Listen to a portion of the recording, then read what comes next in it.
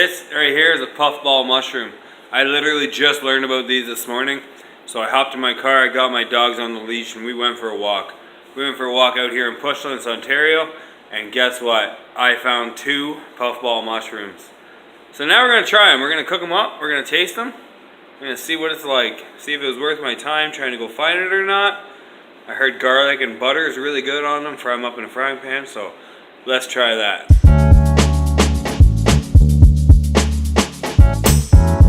I'm not going to show you every step, but what you want to do is you want to take a little bit of margarine or garlic butter if you have garlic and butter. Put it in your pan, heat it up slowly. I have it on 4, even 3 would be fine. Heat it up nice and slow, that way you don't burn your butter. Plopper it down in there, plopper it down in there, plopper it down in there.